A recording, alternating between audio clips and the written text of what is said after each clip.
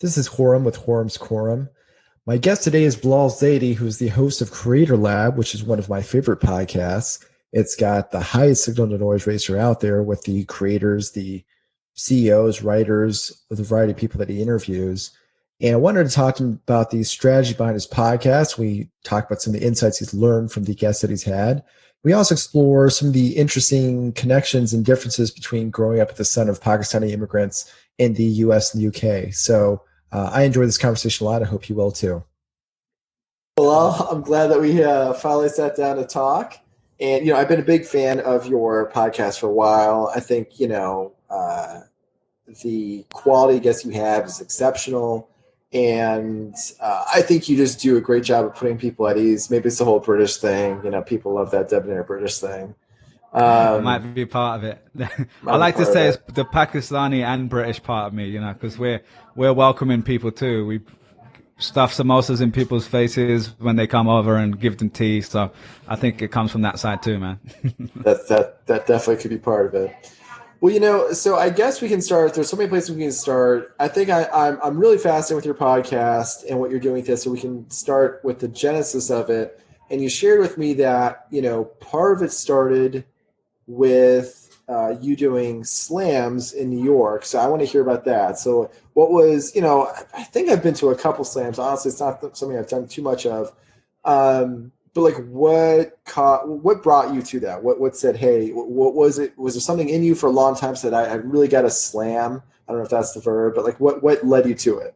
No, that's a great question. And it was actually, so if everyone listening to this doesn't know me, but my friends who know me know that like I'm quite like a serious, well, I'm not that serious in general life, but in terms of business, I'm like a business person. I like numbers. I'm like that sort of brain. But I also have this like creative side of me, which has always just been kind of fun. I've never really taken it that seriously. And I think I've always written. So I used to write little stories as a kid and stuff like that, but never, just for fun on the side. And it actually came.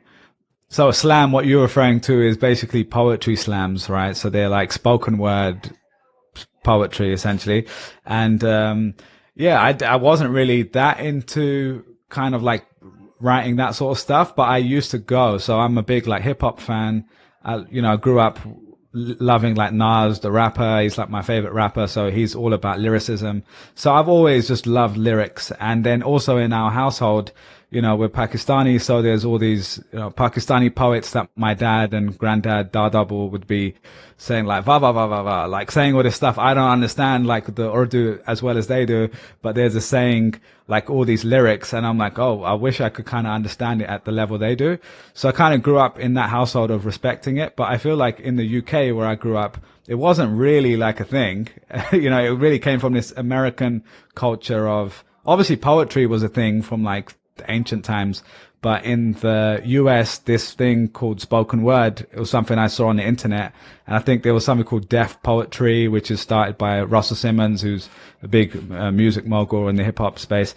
So I just kind of saw that on YouTube and I was like, oh, that's such a cool thing. And when I visited New York before I moved here, I was here for like 10 days.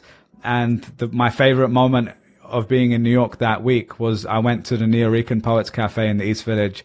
And I was like, didn't know what to expect. And it started, and I'm not just exaggerating, but I had like tingles. Like I was like, this is the most incredible thing I'd ever seen. Like the crowd was completely silent. And this guy who I later found out was really good. He went and performed for President Obama. And then the other dude on stage was in Hamilton, like the musical a few years later. So they were like top quality. And I remember just saying, wow, like that would be incredible to be able to, come back again. That's all I thought. Then fast forward a few years later, long story short, I was in a really kind of bad place. I was a little depressed, quite down. And I was working at Google at the time, again, not writing at all, like looking at numbers all day. And outside of work, I was looking for something to kind of energize me. And at this time, I just started writing again. Like, I don't know where it came from. I actually think I was coming off a flight and, I came back from the UK and, when you come off a long flight, you're still jet lagged. So for like a week, I'm waking up at 4 a.m. and I'm not really a morning person. So I was like wide awake and it was dark outside and I just had like these clear thoughts.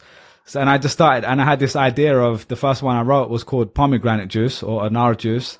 And, it was about describing me being in Lahore and, looking down at this glass of pomegranate juice. And, you know, if, I'm assuming you know this, but in Pakistan, there's these juice carts on the side of the streets and they're amazing and fresh. And it's just a cool story. You hear the rickshaws on one side and people chattering on the other side. And then it was basically a big metaphor for like identity. So I'm tell a story of me looking down and having these thoughts of me in London, me in Pakistan, my family and stuff like that. So that's kind of the first one I wrote. And it's probably the best one I've still written. I've written like 10 or 15 since then. And then, I went home for Christmas that year and happened to share it with my dad, just like cautiously, like mentioned it to him and eventually shared it with my whole family. And I was like, oh, wow, this is actually impacting them. Like my brother was like, wow, that lifted my mood. And, from there, I was like, okay, wow, there's something to this. Like I can actually make people feel something through words. So that's kind of how it started. And so then what was so then when was the moment you said, okay, time to actually go do the spoken word? Yeah, I guess it was, I started going more regularly as just a viewer, like someone who would like watch in the crowd. Cause on Friday nights, obviously not now with what's going on, but Friday nights, there's people, even when it's snowing outside, there's like a line out the door, people waiting to get in. And you go and people will sit on the floor. It's packed, hundreds of people. So I would go to that and just, it'll be like a fun night out. And then on, I think Mondays or Wednesdays, I've forgotten, they did like an open mic. So I started going to listen to that. And then one day I just like, was like, oh, I was on my own and I didn't feel as embarrassed as like if I was with my friends. And I just like put my name down just to see it. And I kind of just did it. I read it off my phone and, it was like a really cool feeling. And I was like, oh, wow, like people actually, there's like professional people here. Cause that's like the best place. So I kind of went straight to the best place. And, I could see like there was an interesting angle for me to share some of these stories. And yeah, it lifted my mood, man. It was like really cool for me to just be in a space which is completely different to my day to day. I'm not in a boardroom or a meeting room with someone talking about brand advertising or clicks. I'm talking about like Lahore or East London or whatever I wanted to talk about.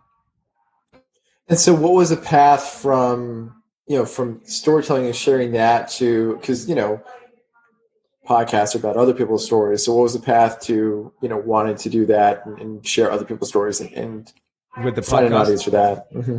Yeah, well, I think the only real link, I guess I've always liked storytelling, more so as like a business person though, like I've always just respected it. And I guess I've enjoyed stories as just a consumer from films and books and stuff, but it was never like, oh, I'm going to write stuff to share it one day, or I'm not trying to be a professional writer or anything like that. But I think the love for interviews was actually from way before. I think I enjoyed that, since I was a kid. Like I watched, like in the UK, there's Jonathan Ross on TV every week and I would enjoy those stories. So yeah, I just always loved people's stories. And then the first book I ever read on my own accord was an autobiography, Richard Branson's like autobiography. So I just always loved that. And, I did this process where it's called like 15 questions where I was kind of in that down mode when I was at Google and I said, like, what am I essentially good at? What do other people come to me for? What are things that I do that pass time really quickly? And then the end of that process, you're kind of writing out like, what is something that I can do today that will like help, lean on the things I'm good at and share the things that I want to share. And, that ended up being the podcast. I wrote out like, well, I like having conversations with people already. I want to encourage other people to start companies or start, a side project or whatever it is. And this is my tiny way of being able to do that. And so, I noticed, you talked, you had your recent interview with Polina Marinova Pompliano. And one of the things you mentioned was, how you named your podcast Creator Lab deliberately to have it kind of broad. And so it does seem like, much of the people you've interviewed are in the business world in some capacity. So, is that something that you're looking to expand, or, to kind of get back to your more poetic roots? I mean, tell me about, where you see yourself taking the creator and creator lab. Yeah. So yeah, the backstory on the name is, so it was always a business podcast, but what the point of it was, what I wasn't seeing out there really was a link between different worlds. So that was actually the original premise. So when I launched, I recorded 10 or 15 episodes with, VC backed startup founders, bootstrapped, self-funded startup founders, restaurateurs, non-profit founders. I had people who were educators, artists, all this sort of stuff. So I did actually do that originally. But what I was always trying to do was pull out the lessons from those people that would be applicable to creating something. Right. So I didn't want to call it Business Lab. One, because that's a terrible name, but also because, it wasn't, I wanted it to be broad enough that, the word creator really resonates. I think nowadays the word creator, some people think of like a YouTube creator and, and they are obviously creators too. But for me, anyone like who starts something, whether that is a site, like you're a creator, like you create a community, you created a newsletter.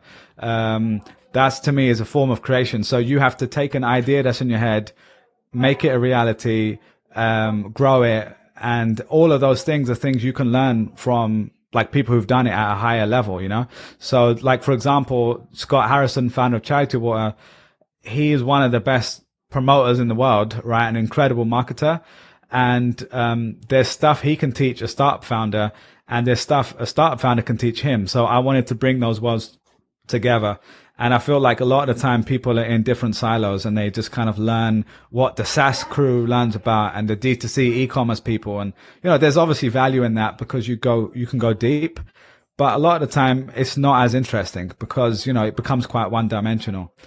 So to answer your specific question going forward, I still am interviewing all sorts of people, but I have honed in a little bit on, primarily business people, but also, like, Paulina, who you mentioned, she was a traditional journalist at Fortune magazine, and now she's like a Substack newsletter writer, writing directly for an audience. So I'm just interested in interesting people who are doing things at the cutting edge, of business and creativity, and show people how they can grow it. One of the things you just mentioned that I think is pretty interesting is, people with kind of like in one bubble or pool of people, and that's kind of mostly what they're absorbing. And I think for myself, I think that's a big part of my goal with 2021 is having a more varied information diet, because I think I have, a lot of your guests are people that I already follow on Twitter, and there's good things about that. And then there's also a sign to me that, I want to vary my information diet a little more. So, I'm doing things like, rereading more fiction, rereading in general, and then, returning to reading biographies. These are the kinds of things that I'm doing. What are the kinds of things that it sounds like from what I'm hearing from you, it sounds like varying your information diet and inputs is essential. So like, what's your process for doing that? How are you making sure that you're getting a varied input? Yeah, so that's a great point. I think, I definitely agree. Like, I don't want to have exactly the same, like hear this, be in that echo chamber that we speak about, right? And that's definitely is a problem. But I guess it brings up the question of like diversity and what diversity means. And we could talk for 2 hours just about that. But the summary of what I think is diversity is not just male and female, black, white, brown, race. Of course, that's a huge part of it. And I think we should have varied group of people within our feeds from those worlds. But also it comes down to differentiate thoughts, like I'm more of a left leaning, more like center left, politically leaning sort of person. So I'm from Europe. So like, I'm pretty much like really left here, but like since I've been here for 8 years, I'm probably closer to the middle. But like, I want to have people who are right leaning on my podcast, maybe not like far right, but like someone who's a conservative. Like, I don't have a problem with someone being conservative. Like, there's really great things about being a conservative in some ways. I might not agree with all of those things, but I want to have some of those conversations. So, like, for example, I had a guy called Nathan Lutko on the show who's definitely, or Ryan Culp. They're both probably more right-leaning than I am. And they were probably the only two guests I've had where people were like, a handful, maybe one or two comments were like, oh, I don't agree with what he said about Jeff Bezos, or like the healthcare system's corrupt or whatever. And I'm like, yeah, I agree with you, but that's why we're having a conversation. So it's not like we're on Twitter where there's just a black and white response and, a tiny character limit. We can speak for an hour about the nuance of what's good about the healthcare system and what's bad about the healthcare system. And we can actually go into the pros and cons and have a debate. So for me, that's a big part of like the sorts of people I'm trying to get, right? And that's a fine balance between me being proactive and like me just being fed people. Like I get inbound or I get introduced to someone. And for example, like Tim Urban, who's one of the most popular writers on the internet, he's got the #1 TED Talk on YouTube. He got referred to me and I was like, of course I want to interview this guy. I'm not going to say, oh, well, he's another white guy, so I'm not going to have him on, just to like fit a specific quota. But what I do need to do a better job of is to be a little bit more proactive on, okay, well, here's another 7 people that do come from a similar background. I need to go and proactively go and find people who might have varied opinions on those people. So yeah, I try not to just simplify it by those 2 segments, but, I think a part of it is just going and having an open mind to saying, I want to go and find people who don't agree with what I agree with at the moment. And maybe I can understand their point of view, not with trying to just prove them wrong, which is quite a hard thing to resist when you think you're right. Just truly listening. And, so that's kind of how I approach it. What about you? Like, have you found any ways to do this better? Well, I think, you're part of it, honestly. So, for myself, like I had been focused so much on attorneys and then specifically South Asian attorneys. And, you're still South Asian, so I haven't broken out of that yet. But you're a creator, you have a successful podcast. There's so much that I can learn from you. And then I think hopefully some of the people that listen to this can also learn from as well.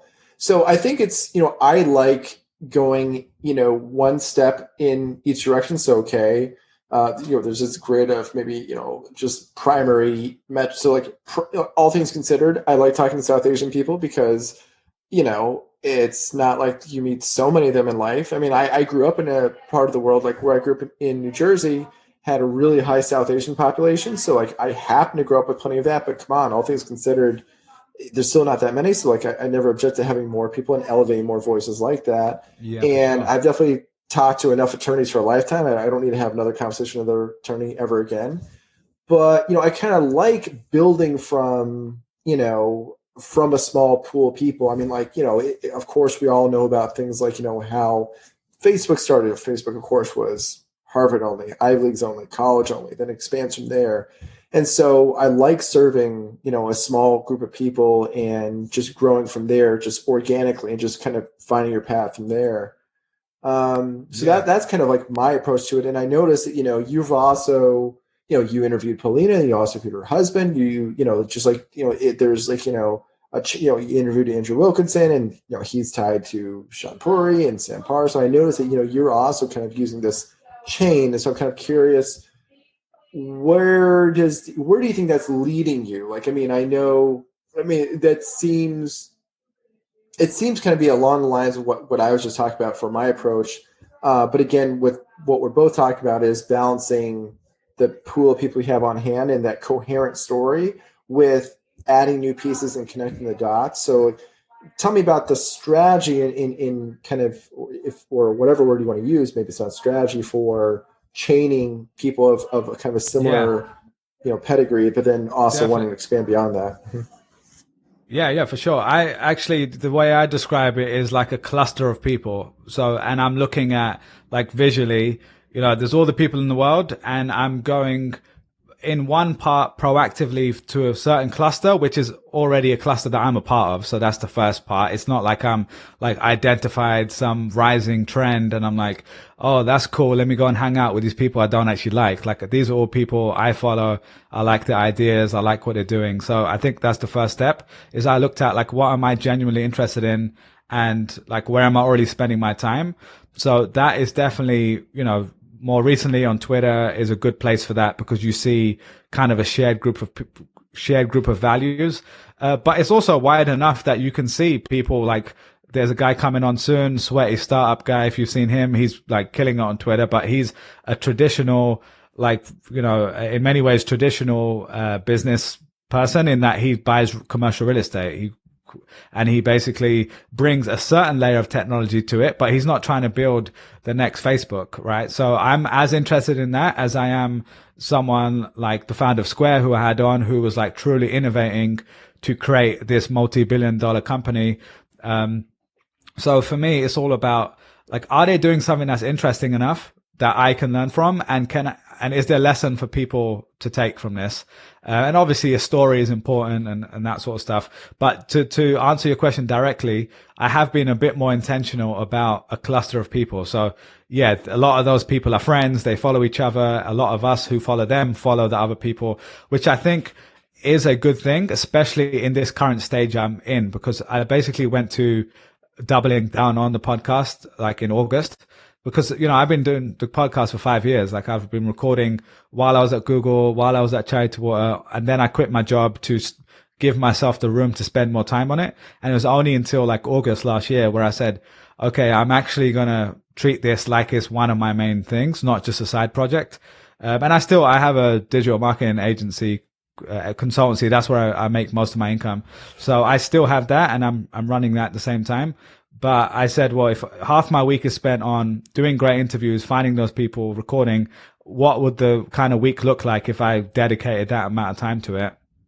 And how can I be more strategic about the sorts of people I have on so that in the advertising world, there's this rule of 7. I don't know if you've heard of it before, but essentially what that means is if you think of the marketing funnel, which is like awareness, it's like a funnel like this. At the top is like awareness, interest, desire, action. ADA, you might have heard of it called. So let's say my objective is to get my podcast in front of more people. At the awareness level, there's a rule in traditional advertising of the rule of 7, where you need to see a brand 7 times before you even pay attention, right? And now, by me showing up on Andrew Wilkinson's feed, and Tim Urban, and Sam Parr, and Sean Puri, a lot of people, like this morning, I just saw a tweet from someone saying, oh, I've like seen your stuff so many times, I've never listened, and now I'm going to listen for the first time. I spoke to someone last night on Clubhouse who was saying they had my episode subscribed to, but they'd never listened to something until one of their friends had liked one of my tweets. So it's just one of those things where you keep putting a focus energy into one area. It just maximizes your chances of reaching more people and allowing the algorithm to do its job. Whereas previously I was spending time on trying to post on Instagram, on LinkedIn, on Twitter, trying to get people to join my email list, doing stuff on YouTube. And it's just for one person with limited resources, it's just too much, So I said, okay, I'm going to be doing, audio and video at a very high level in terms of the best guests, really high quality audio. I have a professional editor edit everything, to make it look really good and sound really good. That's like the 80% of what I'm going to do. And the rest, I'm going to have to just leave some stuff on the table. So LinkedIn, I don't spend as much time on anymore, even though it's a great network. So yeah, that's kind of how, I don't know if I answered your question, but that's kind of how I've been thinking about it. No, it definitely answered it. And I think part of that is talking about this model you have of focus, and so, and concentrating your energy. And so then, like how you said, letting the algorithm do the work from there. So where else are you applying that same construct? Like how else are you focused? Like where else is that popping up? Do you mean in my life or in podcast side or? I'd say in general, because I guess that's a tool that you use in general. It's a principle that you use in general. So how else are you using that tool? Yeah. I'd say that, I guess that people describe it as the 80-20 rule or Pareto's law, which is to say that what's the 20% of activities I can do that will give 80% of yield or return? So I've always kind of thought about that for a long time, and just to be the most effective as possible. So right now, I'd say the thing that's popping up in my mind is my health. Like I've been generally, sorry for the noise, but so with my health, I'd say that I'm like an all-in sort of person, or I'm like all or nothing, to be really frank with you. And I try not to be like that. I try to find balance, but I've kind of realized over the years that that's kind of how I am. So even when we started this call, you asked me a question about like the audio setup, and like you could tell I've done all the research in the world to know like what's the best way to do this on Zoom. And that's just because when I care about something, I care the most, and I want to like understand it to its full degree. So with health, I'd say I've also spent, years learning about nutrition and exercise and sleep and all the different things. But I've been quite inconsistent with application of what I know, right? Because we all know how to have a six pack, but we don't all have a six pack, obviously. So that's something, especially, like a few years ago, I lost like 50 pounds. I like became the healthiest I've ever been. And that was a great thing.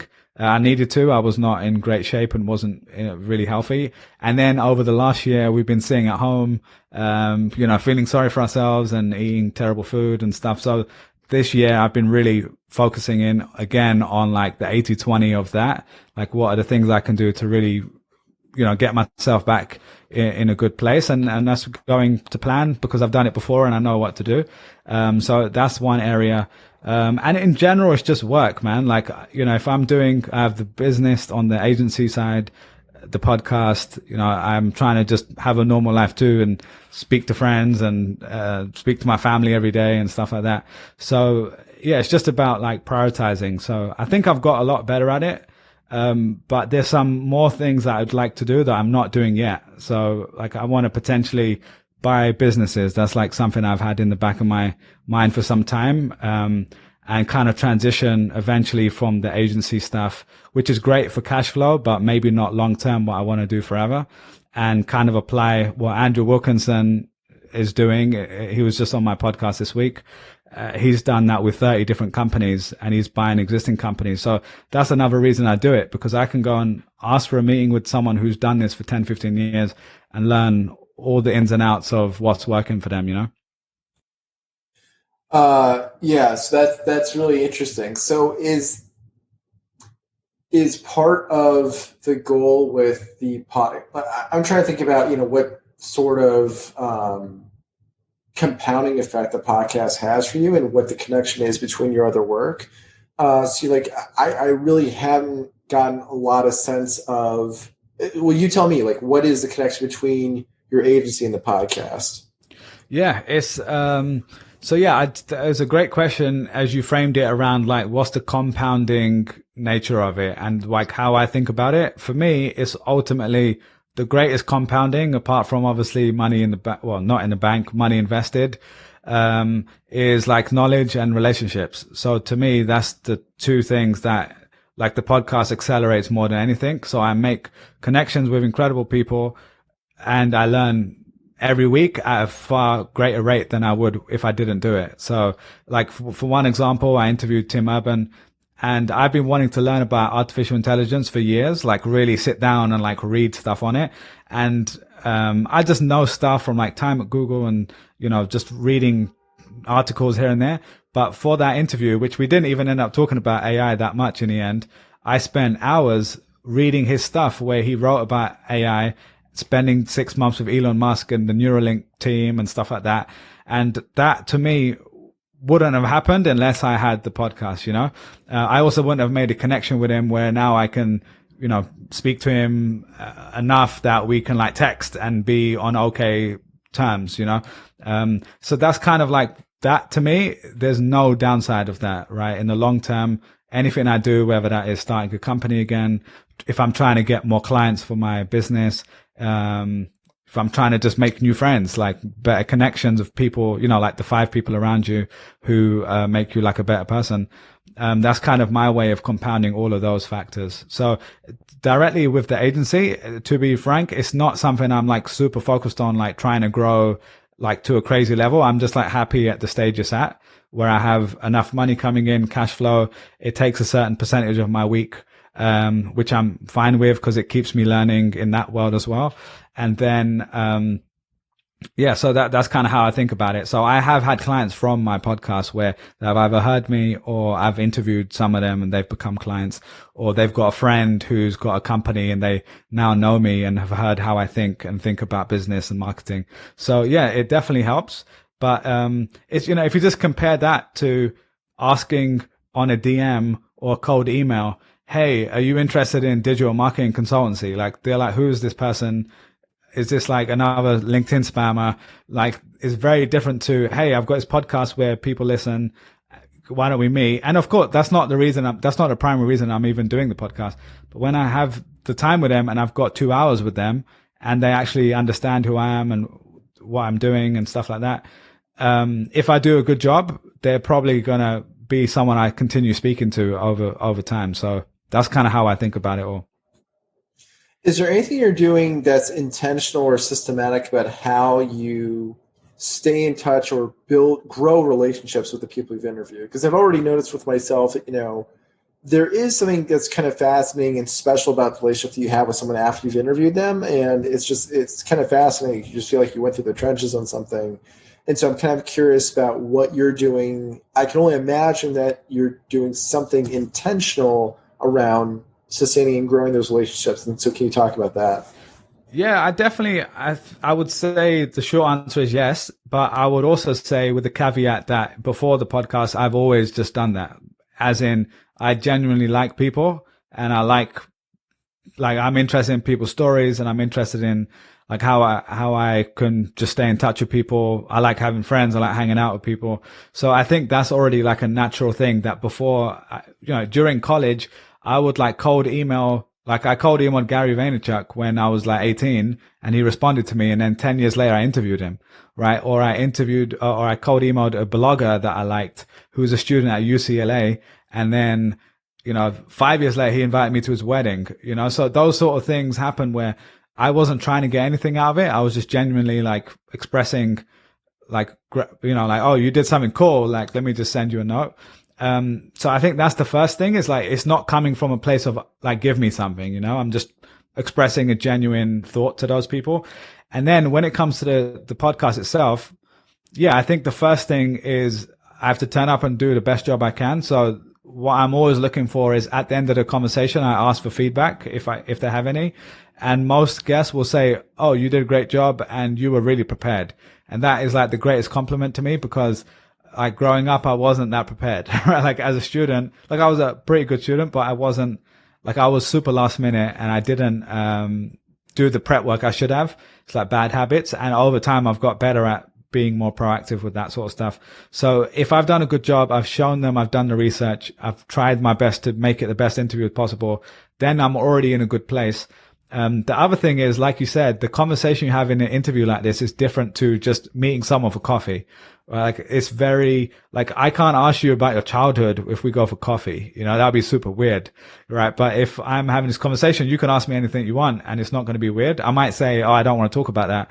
But most of the time, that's not the case. So there's a level of depth you get to when you're having kind of these revealing, open, deep conversations. So I think naturally you're just building that connection with someone. And you also naturally like get on with someone or you don't. So like Jack Butcher, who's been on the show now twice, I text him almost every day nowadays because we are like become friends, even though I've never met this dude in person, which is kind of weird, right? But like we've got enough connection where I can be like, we're sending each other links for music. Like that's not something I'm going to do on day one with someone who I've just interviewed because I don't want to waste their time. But over time, we got to the point where, oh, I understand. Okay. He's okay to be informal enough. And he's not just like, oh, I'm so busy. Don't talk to me. So I can, lean in as well. Whereas other people are like, they're like a bit more standoffish, which is cool. So with those people, it's really just about reading like their signals. Like if they don't want to, it's like dating or anything, any relationship. It's like you don't want to be pushy and eager, but you also don't want to be completely standoffish. So in this relationship, it's really me looking out from their side first because there is a bit of a weird power dynamic, I have to say, in an interview, which I was talking about this last night with a friend. Like I try not to make it like that. And mine are very conversational for that reason. Cause I'm like, I have so much respect for all these people, but I'm not like, oh my God, this person, like whatever. Like sometimes I do feel like that, to be fair, but most of the time I'm just like, oh, it's cool what they've done, but they're just another person like me. And they're just like the other friends I have in a way. And by the point you've met so many of those people, you should just treat them just like any other person, but with the same respect. So I think that's another thing, because if you're just like, oh my God, like worshiping the person, I don't think that's setting you up for a relationship with a person. You're just kind of like the eager interviewer. So it's a fine line between respect and giving the person room to show their signals. And then, yeah, you can just develop that over time. One thing I'd say is that if I can text someone versus email them, the connection is closer. If I can speak to them in person or meet them, this is just traditional sales, which I've done for a long time. Like the best thing you can do is meet someone in person. The next thing is video. The next thing is text. Next thing is email. And so that's kind of how it works. So yeah, I used all those skills in a way, but I'm not really consciously being like, let me get this person's number so I can text them. I normally do get a number because when we do an interview for technical reasons, like if there's a problem, we can call each other. But that's having their phone number. And I also ask them at the end of a call, is it okay to share this with you over text? If they say yes, then that gives me kind of the permission to do that. So yeah, that was a long way of saying there are things I'm doing proactively, but a lot of it is just naturally wanting to stay in touch with people and provide value where I can. In talking about, the guests that you've seen, it seems like, I'm sure you spend a lot of time, at least in the back of your head, synthesizing things, patterns that you've noticed. So what are some surprising connections between guests? What are some guests that, you thought otherwise wouldn't have a lot of common, but you were able to draw some insight, like, oh, this is really interesting that both these people did this thing, or think this way, or act this way, or have this habit? Like, what are some interesting connections you've made between guests? You mean like similarities between the people, like the types of people they are, the things they've done? You mean? Yeah, exactly. Like, what are habits they have? What are, surprising commonalities they've done? Yeah. Yeah, I'd say like there's definitely some commonalities. Like all of them obviously very individual, and have done very different things, but that's kind of like the essence of what a creator is to me, which is you're someone who had an idea, you turn it into reality. And that sounds super simple, but there's a bunch of mental things you need to go through. Like you need to first off have that clarity of idea and not be scared of sharing it. Then once you share it and you get bad feedback, which happens to everyone, you need to have the confidence in yourself to say, actually, I see something that they don't see yet, and I'm going to go forward.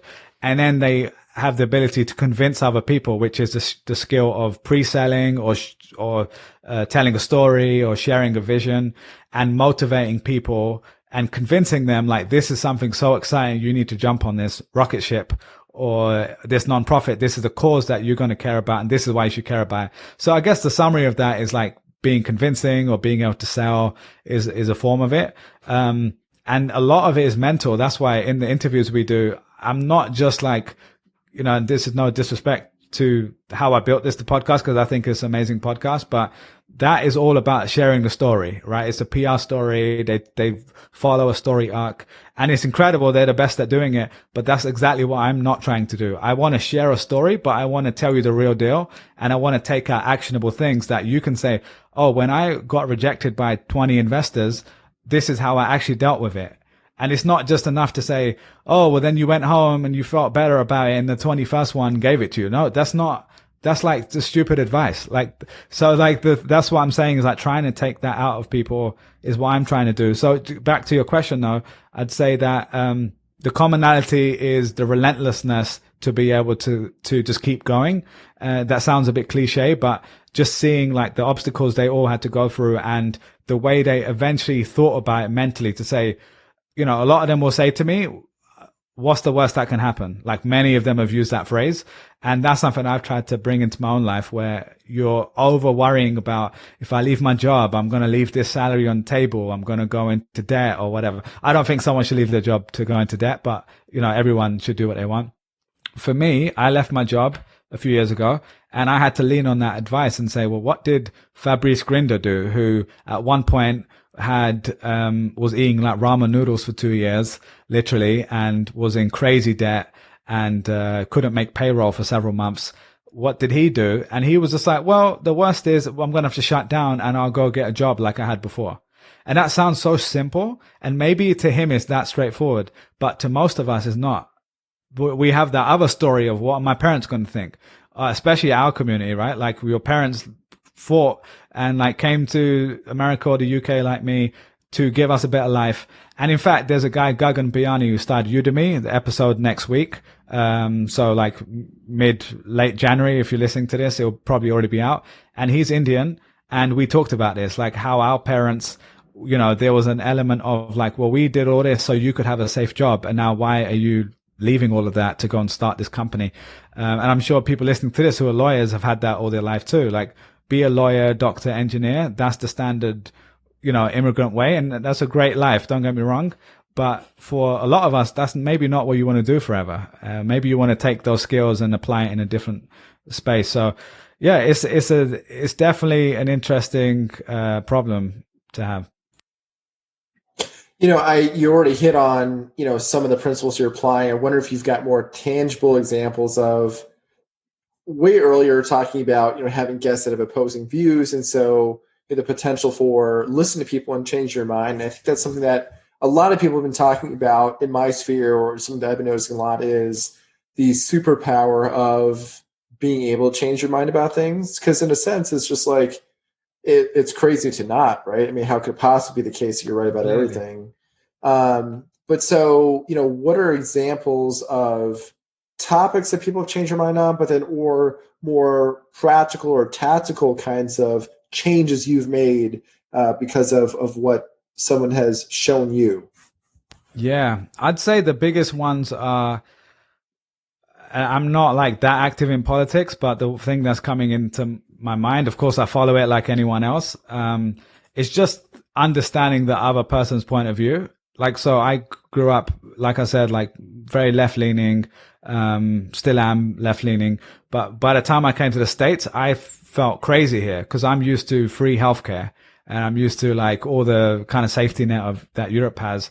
But I never really saw the bad side of that until I came here, right? So I came here and I go to a doctor, and in the beginning, it's a bit weird paying, right? And I pull out and I pay like $50 copay or whatever it was. And that felt like super weird at first. And then after a while, I was like, okay, well, this is just kind of how it works here. Like you probably get paid a little bit more and I have to pay a little bit more out of pocket. But that's kind of like the entry fee to be here is kind of how I describe it.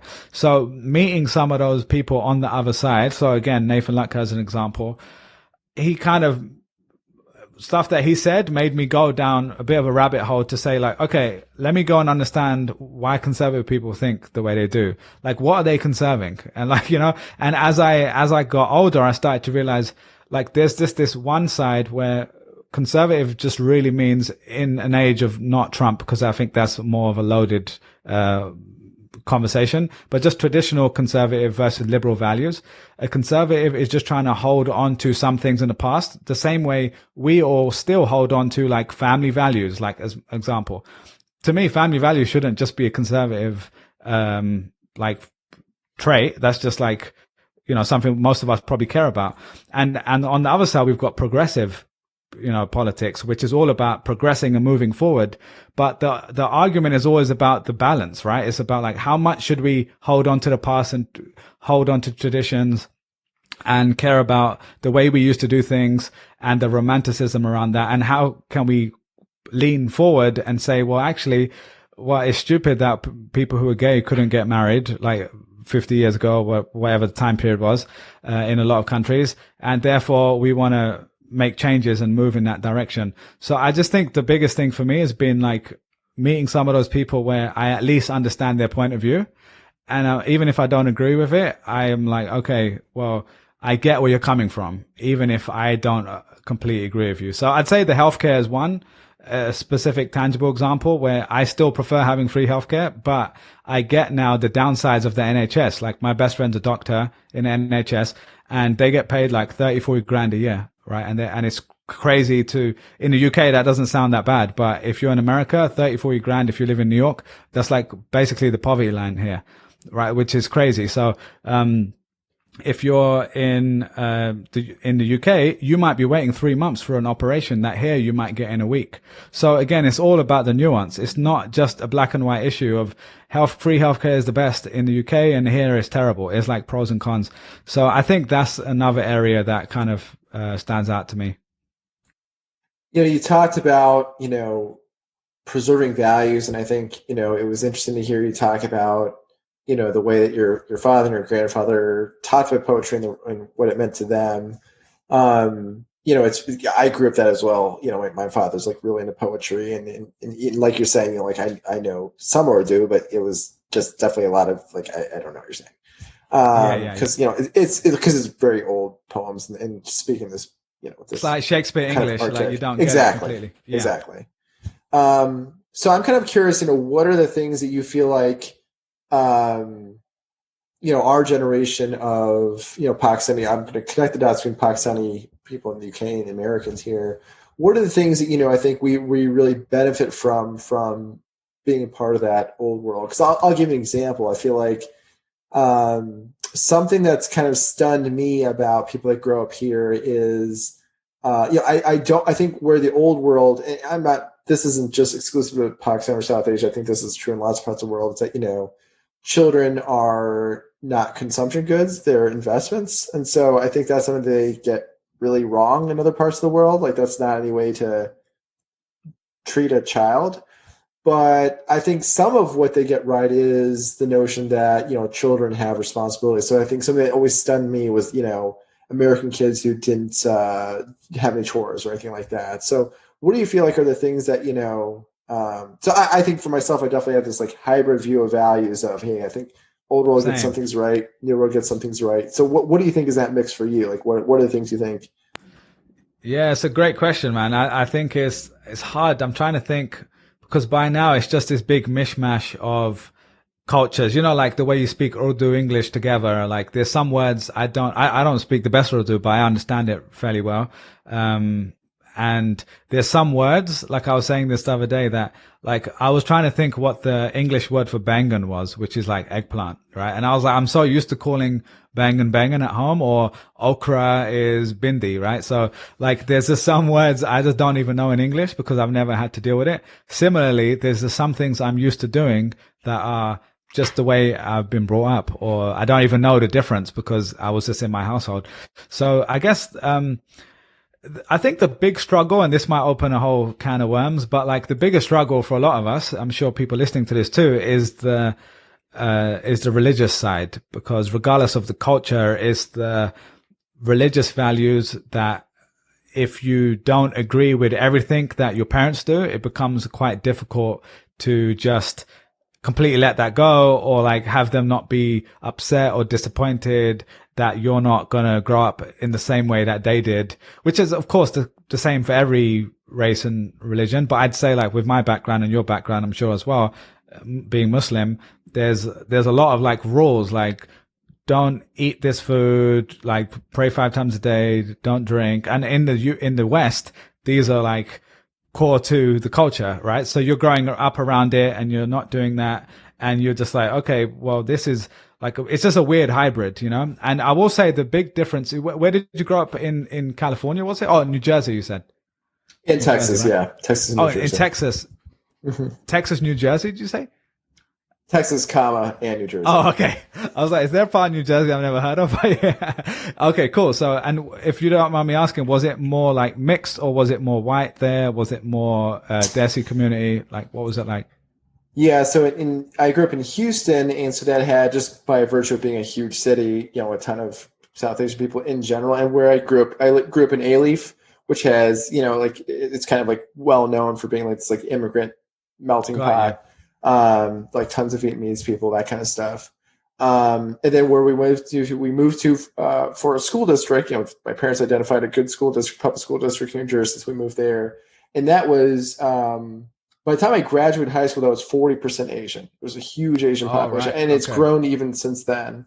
So yeah, I'm kind of fortunate that I had that a little bit Yeah, for sure. So the reason I brought that up is because I actually think there's definitely a lot of similarities between being brown Asian in America and brown Asian in the UK. But the interesting thing is, when you said Asian there, you were probably referring to Vietnamese, Chinese, Japanese, Hmm. Korean, right? Even Hmm. though we're Asian too, right? That's right. But we used to being called South Asian in the States, or Arab incorrectly, or Indian incorrectly. But the difference in the UK, you might already know this, is in the UK, when you say Asian, you mean what we look like. And like there's 20% of Londoners are like Pakistani, Indian, Bengali, Sri Lankan, etc. So in the UK, even the press, they use the phrase Asian to mean us. So Mm. there's a different nuance of the culture there for our communities, especially in London, Birmingham, Manchester, and a few other hubs. So I'd say that where I grew up was I literally went to a school where there was all white people, and then I also went to school which was all non-white people. So I kind of saw both sides, and there is a crazy difference in, like, even when I moved here, like we basically had our own subculture there, of which obviously people have in the States too, but there's so many more, there's more of us. So that in percentage terms, like we were able to kind of create these subcultures that were just well known within London and stuff like that. So I'd say that, like, I already kind of felt like I had that hybrid growing up, where we were very Western in some ways, but like even my friends, like some of my friends were more religious than their parents, because that was like the counter, like the parents moved from Pakistan and they were like, oh, we're Westerners now. Right. And then the kids are like, oh no, what about our history? And that's one side, where another side was like, oh, the parent who really wants to hold on to the Pakistani values, and the kid wants to be the white kid. So, it obviously varies, but people have both of those. For me, how it's kind of netted out is I definitely love my background. Like, I'm proudly Pakistani British, but that's the key point. I just said Pakistani British, right? So it's not just like, if I go to Pakistan, they see me as British. And that's kind of a big difference. And I just have accepted over time that's kind of my identity. And I never felt English until I left England. So that's kind of another nuance of, like, I would always refer to myself as Pakistani when I was in the UK. And then I left and I moved to Ireland and then the States, and they were just like, oh, there's that British guy. I bet he loves tea. And I'm like, I was just not used to that. It was so weird to me, because I was like, oh, these people don't see me. Obviously they see what I look like, but they weren't primarily thinking of me as Pakistani. They were just like, oh, that guy is from the UK. So it was just this weird mix of, like, identity in that way. And yeah, so how it's kind of netted out for me is, yeah, I still obviously love that background, love cricket, love tea. I love our food, and I love the family values that we have. But I've also learned a lot about some of the negative sides to that. So just, I can speak for myself, not for all brown people, but just for me, I'd say a lot of the people I knew were kind of smothered by their parents, right? More than my white friends or whatever. And, to some people that might just be like, oh, loving your kids. But then when you kind of learn about, like, psychology, and if you ever go to a therapist and learn about some of the things that it can, impact you on later down the road, I think that was probably something where, out no fault to my parents, but they maybe overloved me in a way, like they probably protected me too much. So overlove's not the right word, but like they probably protected me too much. And because of that, I probably rebelled a bit. And, yeah, I needed to kind of find my own, like, identity, where, when you're kind of in a bubble, you don't really get to express yourself in that way. So yeah, I don't know if that answered your question, but it's definitely a complicated topic. Yeah, I think that was super interesting to hear about, coming to the US, and like the thing that makes you, that the number one people think of you as, like, the British guy. Like, that's a really, because yeah, it's Yeah. not at all intuitive or obvious, like that would be the thing that they would think about you, because you're right, they could easily say, oh, you're South Asian or whatever. And yeah, that's really interesting. And yeah, the whole, like you're saying, the whole concept of South Asian, I actually didn't really appreciate until you put it this way, that breakdown of, like, Asian versus Asian in the US. Because yeah, I think numerically South Asian, I would think still less than East Asian in the US. Yeah, I think so. And yeah, there's a lot that, that those two cultures have in common. Like, so like in my school, we had the BYC was a brown yellow crew. And Love so we that. all Yeah. got it was a lot of fun because it was really cool to like learn about. So I had a lot of friends that were Korean and Chinese, and so it was just great to learn about their cultures and compare notes to what it was like to be Indian or Definitely. Pakistani. There's definitely And a of lot of overlap course, still. a lot of overlap. And of course, we were all like, in the, studying hard for the SAT and all these things like that. Like there's a lot we had in common, um, but some great differences too. So it's cool that we had that. So I'm grateful that I grew up with that. But it is kind of fascinating to think about, being in a world where, it's a little more, you are this one kind of more homogenous immigrant community. Oh, that's pretty Yeah. cool. No, it's Well, definitely. Just go one ahead, last thing Seth. I was just going to add Yeah. was that another nuance there is, and this again is definitely generalizing, but there's a lot of the immigrants that came from Pakistan, India to the UK came like I think after World War, so the 50s, and then maybe in the 70s and 80s, and a lot of those people were like not skilled workers, like they were working in factories and generally quite poor. And of course, that's happened in the States too. But there's been different waves here. So then there was also a huge skilled group of people like that came with that were doctors or, other sort of professions. And I'd say like growing up in the UK, we grew up mostly as like the working class,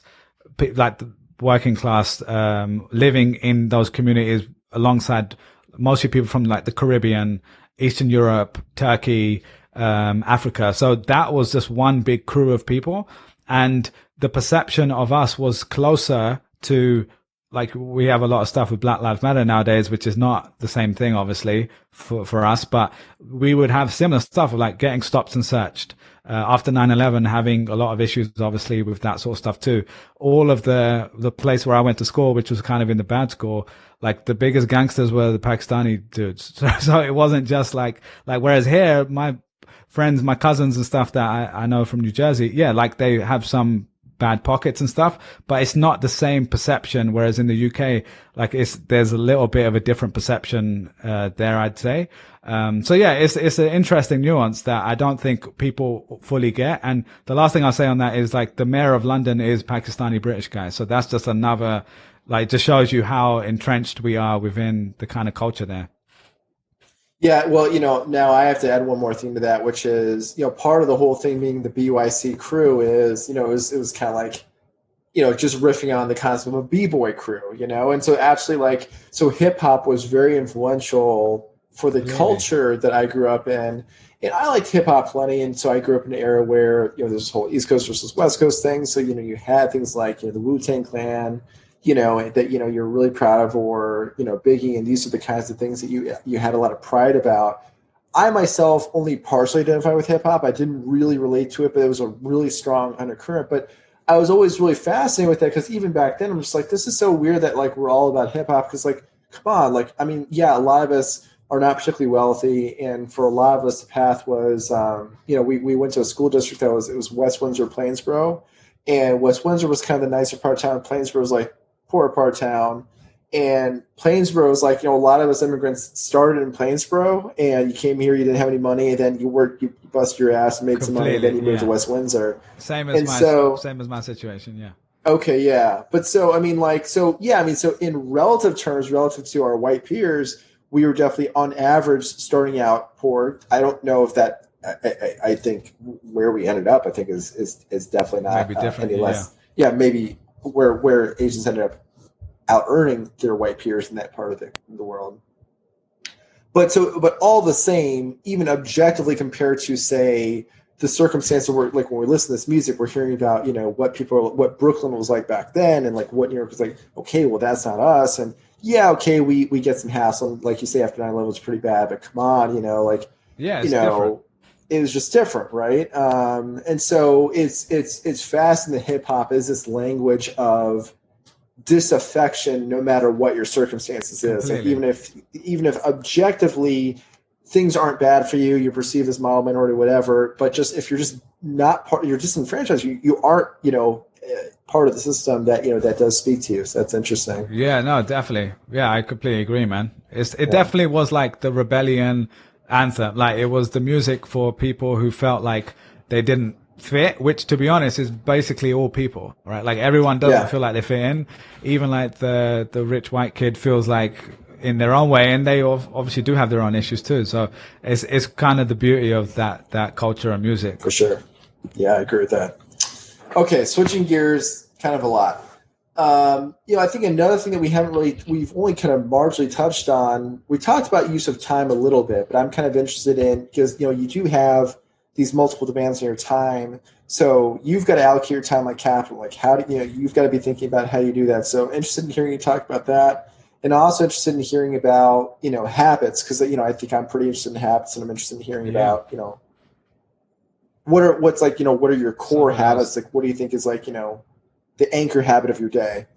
Yeah, I got you. So the first one was time, right? So yeah, that's definitely something I've definitely spent a lot of years like trying to be better at that, and I think I'm pretty good at it now. But I just have over the years, like trying all the different tools and all the methods. I've read books on getting things done and everything. And I feel like the best thing for me anyway is just really making it simple. So I do use an app called Things, which I actually think is a beautifully designed app, and it kind of follows the, getting things done, methodology, which if you guys haven't heard of that, the summary is like capture stuff in an inbox and then you allocate based on priorities, and I basically move stuff out if I don't get to do it that week. But the biggest thing for me is just like trying not to do too many things. So that's why, like I said to you earlier, I'm not like proactively trying to like 10x their agency, consultancy business, because it's not like that just requires a lot more of my time, and it's not necessarily like what I care about. So, I'm more than happy when people do inbound and I get some other opportunities. I like entertain it, obviously. And if it makes sense, I make sure I do it. But that's actually one of the things that helps me manage my time, is basically being in a position to choose the clients I work with. So it means that I'm able to say, okay, this person is willing to pay X amount, like, which might be a good thing, but I can tell they're going to be tough to work with, or they're going to be the sort of client that wants too much for like too little, essentially. So it's really about like finding the clients who, you can actually truly add value to, and they've got enough leverage that it makes sense for me to add my expertise on top. So, so that's a big part of it, is like actually taking control of like who I work with. And that came from leaving my job. And I don't get me wrong, like I'm not against jobs. Like I loved my jobs. I think the charity water job I had was incredible. But it didn't give me, I still was expected to be there 9 till 6.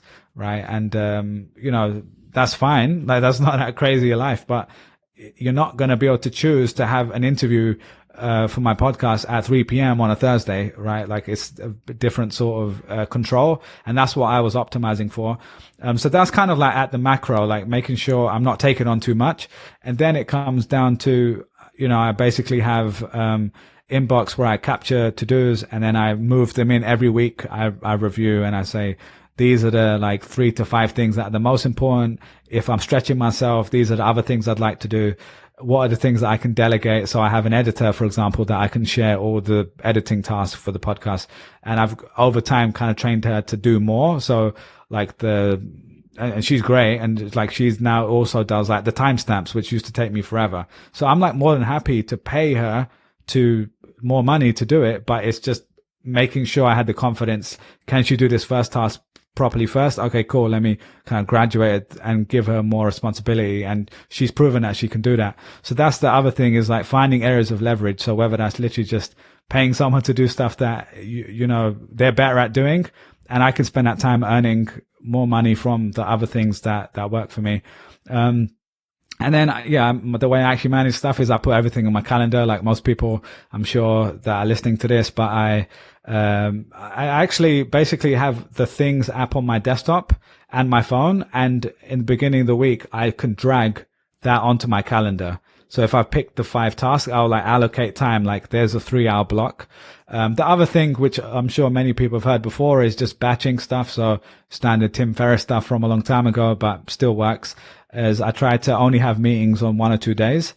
and I try to record on the same days.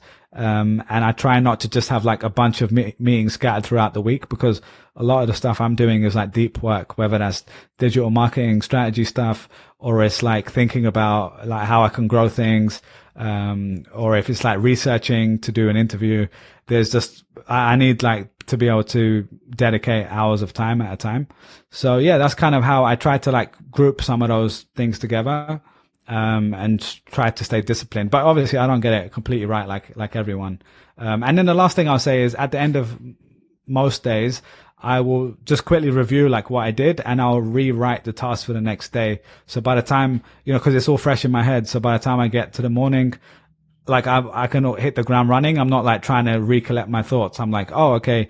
Yeah. Yesterday we didn't get to do this. These are the 3 things I need to do today. So yeah, I hope that helps. And what would you say are kind of are there any core habits you really need to get to in a day? Yeah. Yeah.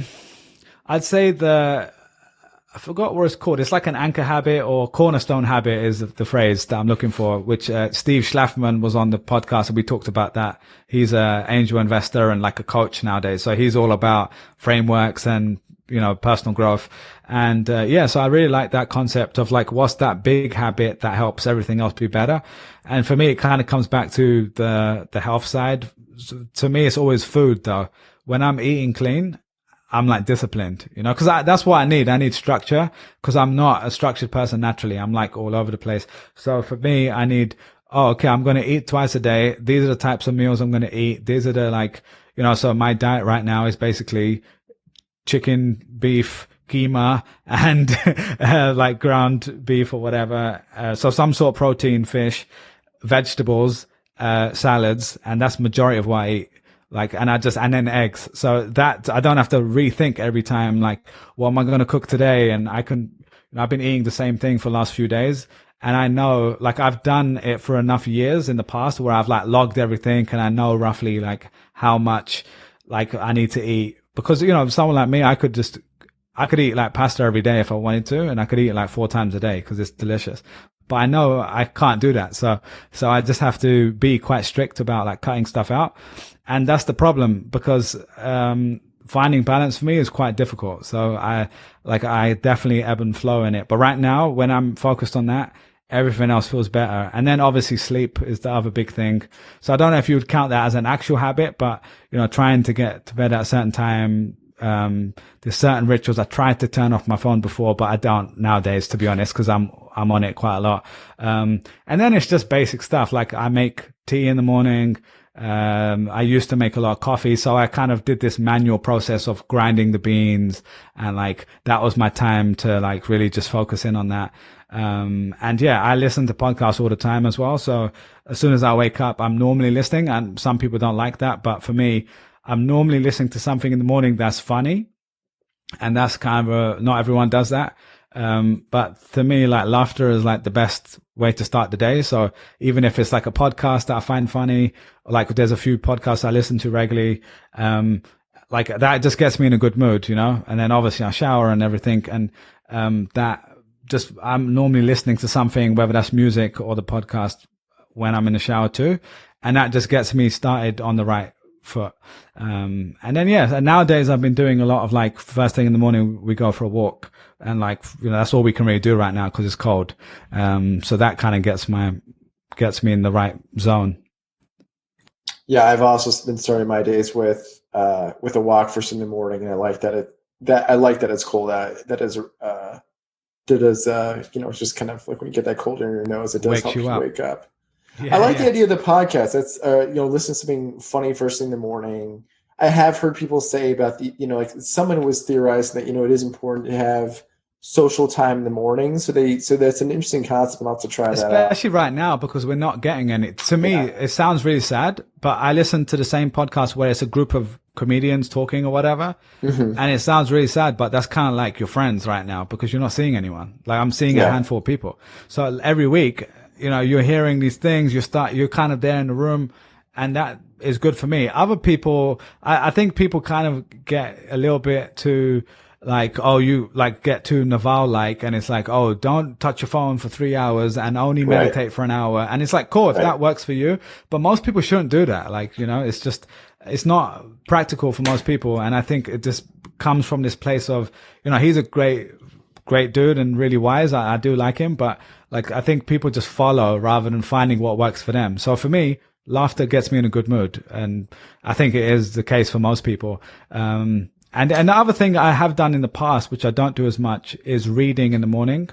Like first thing when I wake up, as like reading either Kindle or like some long form articles that I've saved on my like Instapaper app, stuff like that kind of like activates a part of my brain, which is kind of nice.